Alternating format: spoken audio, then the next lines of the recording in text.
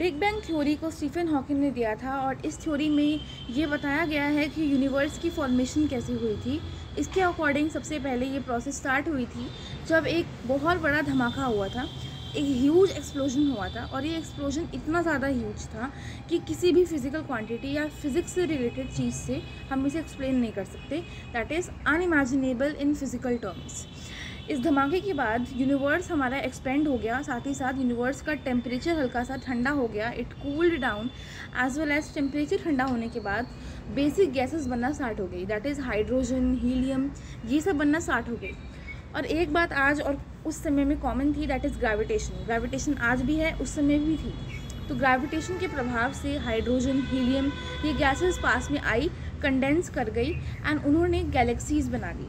उनमें से ही एक गैलेक्सी है Milky Way galaxy, that is Akash Ganga, जिसमें कि अर्थ है।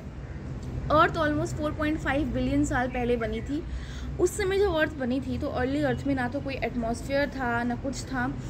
उसमें जो वोल्केनिक इरप्शंस होते थे, जैसे वोल्केनिक इरप्शंस से जो लावा निकलता था बाद में, उस लावा में water vapours, ammonia, carbon dioxide, ये सब चीज़ें थी जो कि उस समय धरती को पूरी तरह से घेर के बैठी हुई थी। लेकिन सन की जो यूवी रेज थी उन्होंने वाटर वेपर को तोड़ दिया हाइड्रोजन में और ऑक्सीजन में। अब हाइड्रोजन का मोलर मास कम होता है, वो तो उड़ गई, लेकिन जो ऑक्सीजन है उसने डिफरेंट चीज़ों के साथ कंबाइन किया, अमोनिया के साथ, मीथेन के साथ, एंड एट दी एंड उसने वाटर, कार्बन डाइऑक्साइड, बहुत सारी ऐसी चीज़ें बनाई। उसके बाद हमें ozone layer, that is O3 की फॉर्मेशन देखने को मिली। यहाँ तक कि जो वाटर वेपर था, जब वो थोड़ा सा ठंडा हो गया तो फाइनली वो ऊपर से बारिश बन के गिरा। जब वो बारिश बन के गिरा तो जैसे धरती जो थी उस समय बिल्कुल फ्लैट तो थी नहीं, उसमें बहुत सारे डिप्रेशंस थे, गड्ढे थे, तो वो पानी उन गड्ढों को कवर कर देता है एंड एट दी एंड वही जाके हमारे प्रेजेंट डे ओशियंस बन गए।